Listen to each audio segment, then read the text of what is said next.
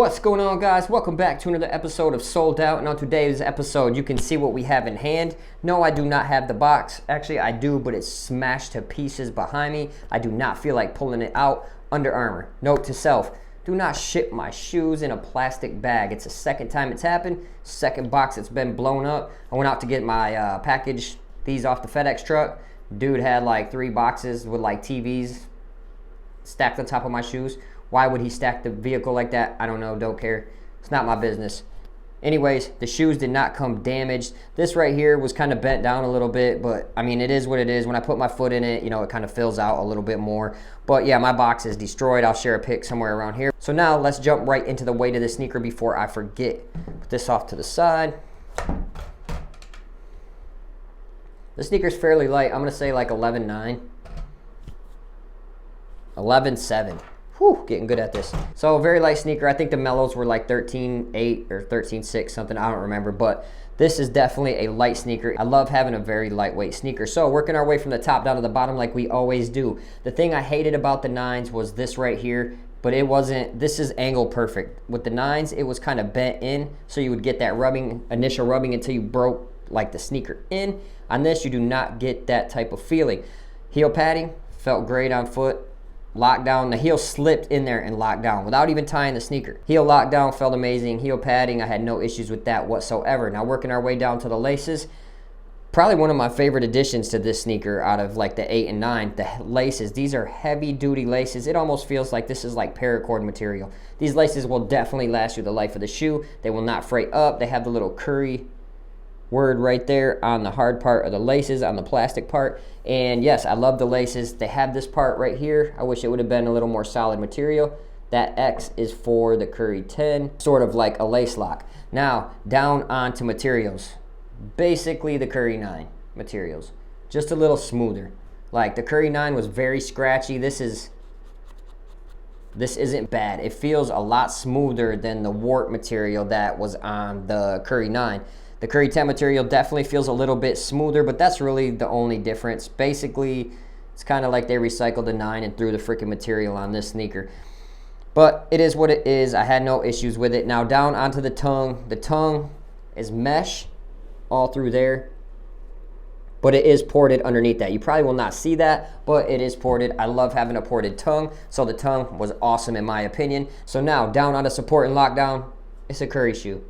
Support and lockdown, phenomenal. You have this support right here that comes up the side. I think that's gonna help with the ankle rollers and stuff like that. 8 didn't really have much. It kind of had like a leather-ish material running through it. The 9, I really wouldn't even recommend that if you've rolled your ankle before and you don't wear braces. But this, I think this will be a little bit better. As long as you wear your ankle braces, you shouldn't have any issues with rolling your ankle. So support and lockdown, give it a 10 out of 10. No issues with support and lockdown. Now, when it comes down to sizing, I went true to size. Now, the sneaker looks narrow, but it gets wide.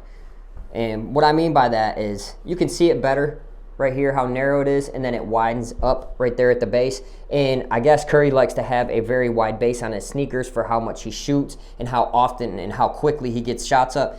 And it makes perfect sense. You got to have a strong base. The sneaker definitely has more width than the MB2s that we just reviewed, and actually a majority of a lot of the other shoes that we've reviewed recently. So, but when it comes to sizing, I went true to size. Wide footers, you should be able to go true to size. Maybe get a little tight in this area. I don't really want to be that guy that recommends like how you should go up a half a size and stuff like that. I've talked about that in previous videos.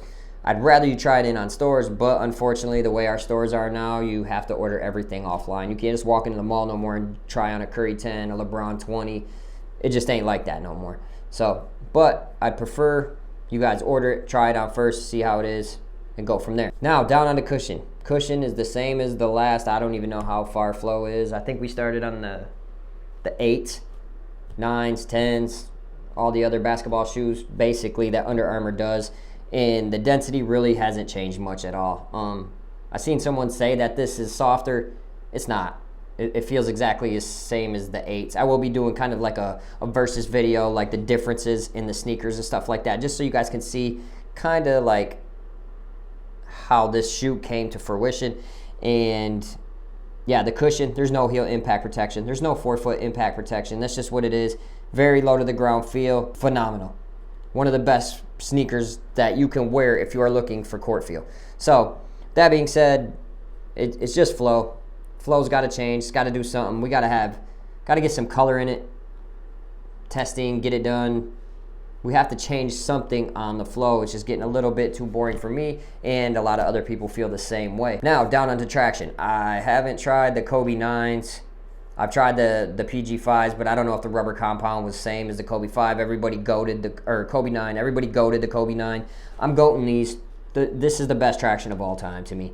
I don't think it gets any better. Dusty setting, clean floor. If you have these on a clean floor, you might rip a toenail off. Like, it can be that bad. A couple summers ago, I did rip my toenail off in the 8s. You can ask my kids, it was awful. It was terrible. I couldn't even play for like a month and a half. It sucked. And it took like 3 months for it to grow back. It was awful. Anyways, these stop on the dime. Like, I told one of the kids on our basketball team, I think he had like the Elmo colorway. I was like, man, be careful. You will trip in those. Just jogging back to the layup line and freaking dip forward. It happens. So be careful when you're wearing these. You know, get used to them. Get used to how they feel, because the traction is that good, and you will trip up a few times. It's almost like wearing slides. When that slide flips and flips you forward a little bit, this can do the same type of thing to you. So traction on these, definitely goated. Just like the 8, just like the 9. These are right there with it. Now, down onto my recommendations and my thoughts. I think it's just kind of a recycled 8. Maybe like a slightly higher upgrade from the 8 to the 9 to the 10. I think the 8's one of my favorites. I will be doing a versus video on them, but this is definitely an upgrade from the 9. I think the material feels just a little bit stronger. I don't know what they did with it, if they added a smooth coat over top of it of something, or what they did. It just feels a little bit better. The tongue feels better. Laces feel better. So yeah, when it comes to that kind of stuff, I think it is an upgrade. I'd recommend this to pretty much only guards. If you're a big, you're going to be coming down hard. You're going to be landing on that flow technology, and you're going to feel it in the knees, lower legs, or upper legs as well. But yes, I would recommend this. I would recommend this to fast, quick, shifty guards, shifty shooting guards, shifting small forwards, something like that.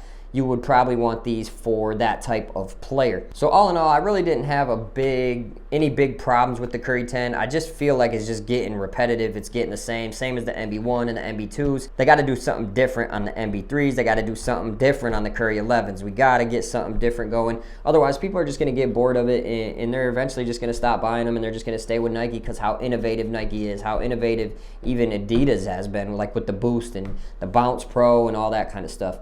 So guys, thank you for watching my rundown of the Curry 10. I appreciate if you guys hit that like button, hit that subscribe button if you like basketball sneaker reviews, and we'll catch you on the next episode of Sold Out. Peace.